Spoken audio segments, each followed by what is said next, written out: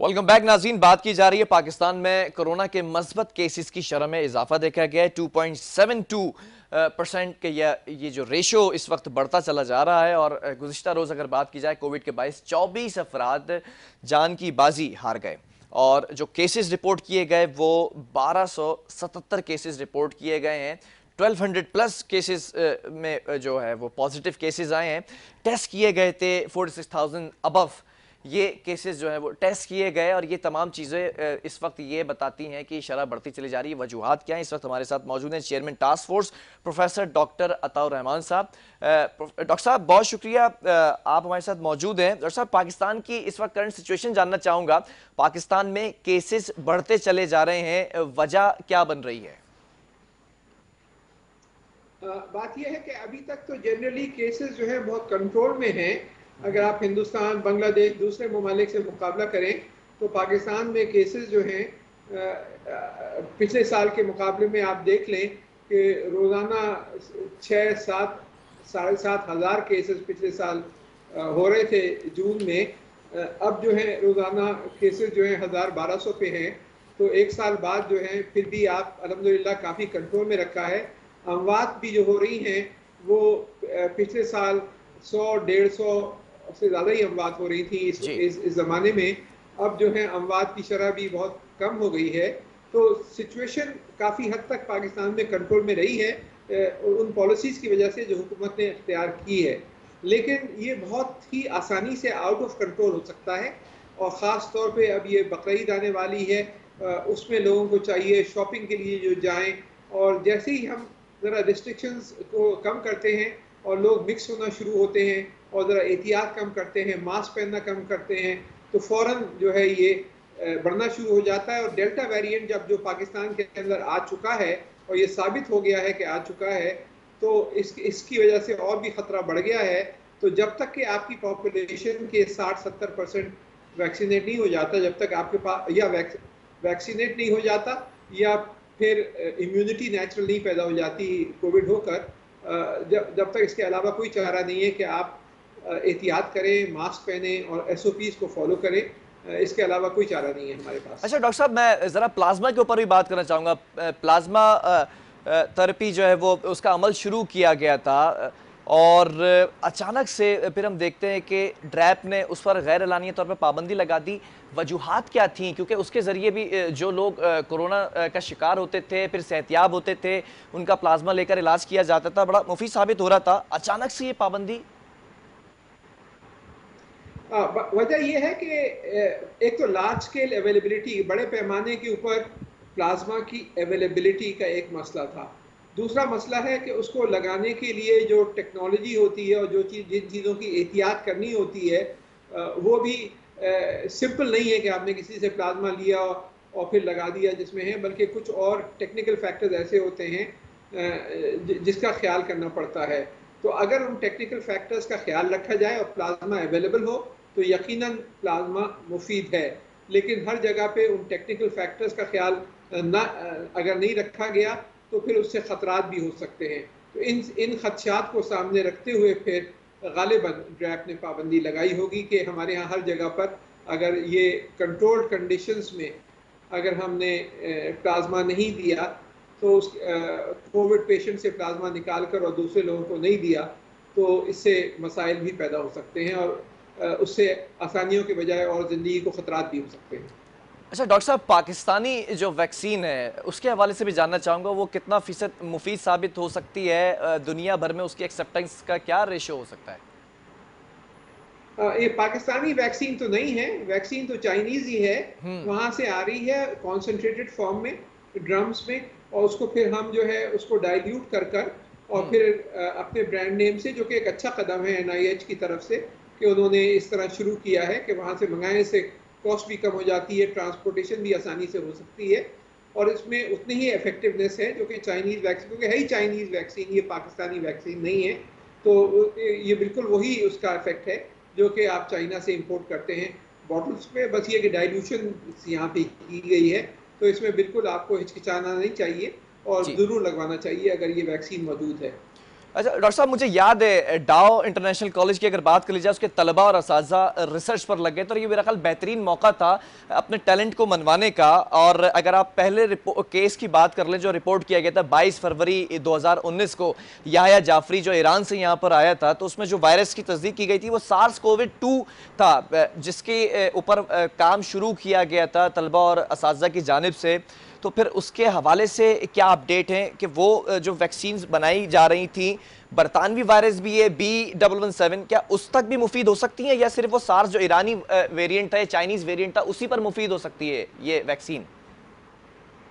जो वैक्सीन्स बनाई जा रही हैं बैनुल अक़वामी तौर पे, वो खासी ब्रॉड स्पेक्ट्रम हैं और वो मुख्तलिफ वेरिएंट्स के ऊपर मुफीद होती हैं।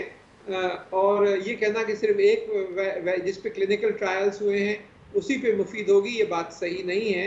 खासी जनरल इनकी ब्रॉड स्पेक्ट्रम इनकी एक्टिविटी होती है। हमारे यहाँ दरअसल पाकिस्तान में वैक्सीन डेवलपमेंट की तरफ हम गए नहीं। पिछले 20-25 साल पहले आज से हमें शुरू करना चाहिए था। हम तो आम वैक्सीन भी नहीं बनाते, जो सारी इंपोर्ट हो रही हैं, बच्चों की वैक्सीन जो आपके पास आती हैं, जबकि दूसरे ममालिक में मसलन ईरान है, क्यूबा है, कोरिया है, बहुत से और ममालिक, हिंदुस्तान देख लीजिए, दुनिया की सबसे बड़ी इस वक्त कोरोना वायरस की जो वैक्सीन जो वहाँ पे बन रही है, सीरम इंस्टीट्यूट इंडिया और भी इदारे हैं जहाँ बना रहे हैं। दुनिया की सबसे बड़ी सप्लायर जो है इस वक्त कोरोना कोविड-19 की वैक्सीन का, वो हिंदुस्तान है। तो हमें भी अब चाहिए कि इसकी तरफ ध्यान दें, और मुझे खुशी है कि NIH जो है वो इसके तरफ पहले कदम उठा रहा है। और लेकिन ये जो है ये प्राइवेट सेक्टर को करना होगा, गवर्नमेंट की सपोर्ट चाहिए होगी, और प्राइवेट सेक्टर को चाहिए कि आगे बढ़े, जॉइंट वेंचर करे बाहर की कंपनीज के साथ जहाँ टेक्नोलॉजी अवेलेबल है। रिसर्च और डेवलपमेंट तो बाद में होती रहेगी, लेकिन अभी एग्जिस्टिंग टेक्नोलॉजी को लेके यहाँ वैक्सीन प्रोडक्शन करें और फिर रिसर्च एंड डेवलपमेंट करें, ताकि बाद में फर्दर इंप्रूवमेंट्स हों। डॉक्टर साहब, जैसा आपने कहा कि 20-25 साल से हम मेडिसिन की तरफ गए ही नहीं। आप जब खान साहब आए थे, उनका विजन था कि नौजवानों को प्रमोट किया जाएगा, टास्क फोर्स बनाई गई, उसका चेयरमैन आपको बनाया गया, गलबन 2 साल से ज़ायद का अरसा हो गया है। अब तक एक मोहताज अंदाजे के मुताबिक कितने ऐसे नौजवान हैं जिनकी रिसर्च को ऑब्लाइज किया गया, जिनकी रिसर्च को आगे प्रमोट किया गया? पाकिस्तान का पहला सेंटर फॉर वायरोलॉजी कायम किया गया है, जो कि international centre for chemical and biological sciences में, जो कि हमने एक्चुअली इस कोरोना वायरस के आने से पहले ही कायम कर दिया था। उसके नतीजे में आज ये इदारा है जो कि मैंने भी बताया, जहां रोज़ाना की बुनियाद के ऊपर इसकी जिनोमिक्स की टेस्टिंग हो रही है। हम बता रहे हैं कि कौन सी म्यूटेशन हो रही हैं, कहाँ हो रही हैं, और उनके आफ्टर इफेक्ट्स क्या होंगे। इसी तरह फोरेंसिक लेबॉरेटरीज कायम की गई, वेंटिलेटर्स का मैन्युफैक्चर शुरू किया गया पाकिस्तान के अंदर। ये पिछले 6 से 12 महीने के अंदर हुआ। 50 डिज़ाइन हमारे टास्क फोर्स ने कंपटीशन पे मंगवाए, 3 उनमें से ड्रैफ्ट ने शॉर्ट लिस्ट किए और पाकिस्तान इंजीनियरिंग काउंसिल ने शॉर्ट लिस्ट किए, और अब 2 डिज़ाइन मैन्युफैक्चर के लिए अप्रूव हो चुके हैं और मैन्युफैक्चरिंग शुरू हो चुकी है। तो इसके साथ साथ जो कोरोना वायरस की जो इसके जो कैपेसिटी ऑफ टेस्टिंग है, वो पंजाब फोरेंसिक साइंस एजेंसी के अंदर बनाई गई और उसको एक्सपेंड किया गया, तो खासी एक्सपेंड हुई है। और इसी तरह इंडस हॉस्पिटल के अंदर जो कैपेबिलिटी थी कराची में, उसको एक्सपेंड किया गया।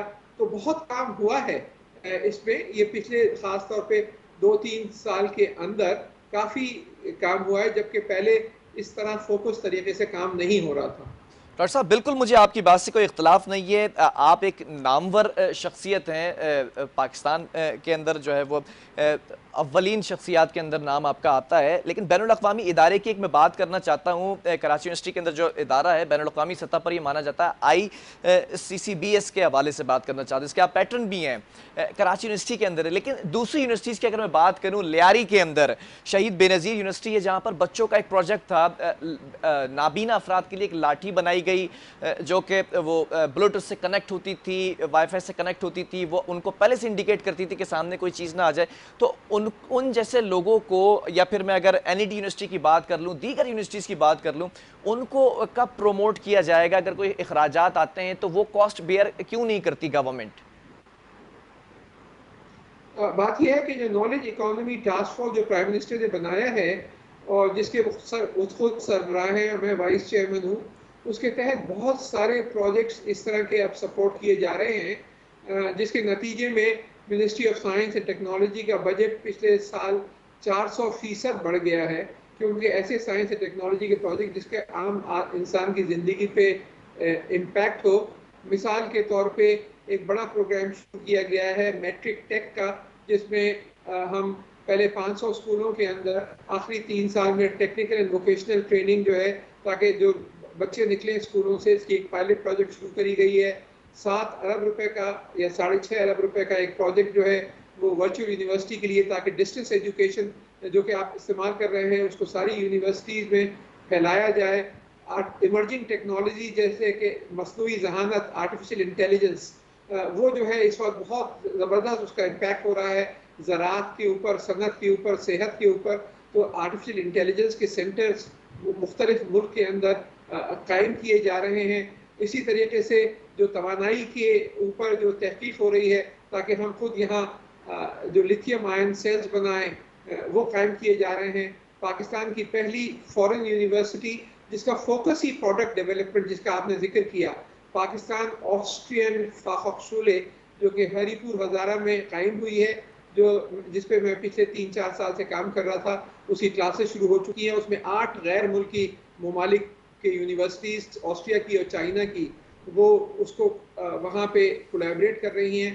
सियालकोट में एक बहुत बड़ी अच्छी यूनिवर्सिटी नई कायम की जा रही है इसी तरह की, जो कि फोकस करेगी इन नए नए प्रोडक्ट डेवलपमेंट के ऊपर।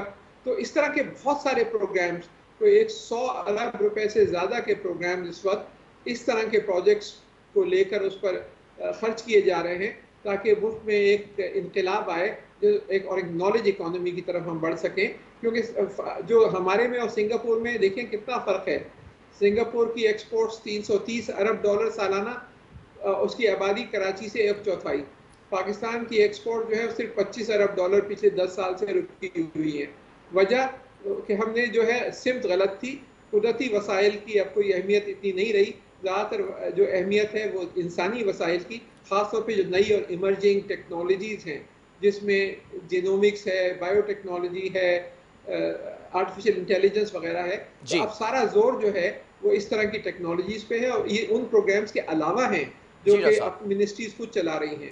अच्छा डॉक्टर साहब, ये तमाम जो प्रोजेक्ट्स आपने मुझे इस वक्त गिनवाए ऑब्वियसली फ्रूटफुल हैं और बेहतरी की तरफ हम जा रहे हैं, लेकिन जो हमारी नौजवान नस्ल है, चाहे वो साइंस में रिसर्च करके बैठी हो, या मेडिकल की बात कर लो, MBBS की, या फिर इंजीनियरिंग के अंदर BE की बात कर लो, मुख्तलिफ जगहों पर हमारे पास टैलेंट की कमी नहीं है, लेकिन क्यों डिग्री होल्डर्स यहाँ पर रुकना पसंद नहीं करते, वीज़ा लगवा कर बाहर जाने को प्रेफरेंस देते हैं? वजह क्या है? अवेयरनेस नहीं है जो प्रोग्राम्स आप बता रहे हैं, या ऑब्लाइज नहीं किया जा रहा है उस टैलेंट को? देखिए ना, एक स्टूडेंट्स को प्रोडक्शन तो एक खाली उसकी एक पहलू है, उनकी अब्जॉर्प्शन एक बहुत अहम पहलू है, और हुकूमत जो है खुद अब्जॉर्ब नहीं कर सकती इन टैलेंटेड स्टूडेंट्स को लिए। उनको उसके लिए सनत की ज़रूरत है जो जहाँ पे ये अब्जॉर्ब हो सके, या ज़राअत के अंदर जो एग्रीकल्चर रिसर्च में अब्जॉर्ब हो सकें। तो जब तक आपके पास इंडस्ट्रियल ग्रोथ नहीं होगी, सनतें ग्रो नहीं करेंगी, खासतौर पे उन टेक्नोलॉजीज में जो इनमें दुनिया में इस वक्त बहुत डिमांड है। तो हमारे बच्चे फर्ज करिए आर्टिफिशियल इंटेलिजेंस की डिग्री लेके निकलते भी हैं, और पाकिस्तान में कोई इसको अब्जॉर्ब करने की कैपेसिटी नहीं है, तो जाहिर है वो वीज़ा लेके बाहर चले जाएंगे। तो दोनों सूरतों पे अब बराबर काम हो रहा है, सिर्फ प्रोडक्शन पे काम नहीं हो रहा, बल्कि ये कि हमारी जो सनतें हैं वो उन फील्ड्स में लगाई जाएँ। और CPEC जो है, चाइना पाकिस्तान इकोनॉमिक कॉरिडोर जो है, उसमें ख़ास जोर ऐसी ही सनतों पर है जो न्यू एंड इमर्जिंग टेक्नोलॉजीज़ पर है, जिसमें नेक्स्ट जनरेशन जीनोमिक्स है। और जो बच्चे जो तैयार किए जा रहे हैं वो भी अब फोकस तरीके से, जैसे मैंने पाकिस्तान ऑस्ट्रियन यूनिवर्सिटी का जिक्र किया, इसमें एक सेक्शन है फाखशूले कहलाता है। ये Germany, Switzerland, France, Italy, Austria वगैरह, इनमें ये फाखशूले होते हैं जो बैचलर्स और मास्टर्स के लेवल पर हाई लेवल टेक्निकल ट्रेनिंग देते हैं, ताकि जो हमारे पास जो ज़राअत है और जो इंडस्ट्रियल नीड्स हैं उसको पूरा करें। तो अब ये ख़ास स्पेशलाइज्ड फाखशूले पाकिस्तान में कायम किए जा रहे हैं, ताकि एक तरफ प्रोडक्शन सही तरीके से ट्रेन बच्चों की हो, और दूसरी तरफ उनकी अब्जॉर्प्शन भी मुल्क के अंदर ही हो, ना कि वो बाहर चले जाए। डॉक्टर साहब, जो स्टूडेंट्स हैं वो ऑब्वियसली आपके रिसर्च को, फाइंडिंग्स को काफ़ी मानते हैं, तो ये सवाल स्पेशली उन स्टूडेंट्स की तरफ से है आपके लिए जो मैं करना चाह रहा हूँ आखिर में, कि टैलेंट की कमी नहीं है यहाँ पर, क्या टैलेंट की कदर है यहाँ? टैलेंट की कदर इतनी नहीं है जितनी होनी चाहिए, और इसी वजह से जैसे मिसाल के तौर पे टेनियर ट्रैक सिस्टम मैंने इंट्रोड्यूस किया था जब मैं चेयरमैन एचईसी था, और उसके तहत एक अच्छे फैकल्टी मेंबर, एक प्रोफेसर की सैलरी एक फेडरल मिनिस्टर से 4 गुना ज़्यादा हो गई थी, लेकिन पिछले 15 साल में वो आहिस्ता आहिस्ता इरोड होता रहा, और अब जो है वो टेनियर ट्रैक में और जो नॉर्मल सैलरी स्ट्रक्चर में फ़र्क बहुत कम रह गया है। तो अब ये दोबारा प्राइम मिनिस्टर साहब ने इसको मंजूर किया है कि ये सैलरी स्ट्रक्चर रिवाइज किया जाए, और इस तरह हम बढ़ रहे हैं। लेकिन जब तक कि हम अपने बच्चों की कदर नहीं करेंगे, पाकिस्तान की असल दौलत हमारे बच्चे हैं, हमारी अफरादी कुव्वत है, वही मुस्तकबिल है, तो इन्हीं की सबसे ज़्यादा कदर करनी चाहिए हमें। ठीक है, बहुत शुक्रिया डॉक्टर साहब। Professor doctor Ataur Rahman, chairman task force, हमारे साथ मौजूद थे। आपने ब्रीफ डिस्कशन सुना इनका, पाकिस्तान में कोरोना की वबा को फैलने से कैसे रोका जा सकता है, रिसर्च को कैसे मजीद बेहतर किया जा सकता है। ये तमाम चीज़ें अपनी जगह हैं, लेकिन इस मुल्क में टैलेंट की कोई कमी नहीं है, लेकिन कदर करने की ज़रूरत है। वक्फा लेंगे, उसके बाद एक और स्टोरी है, उसको भी शामिल करेंगे।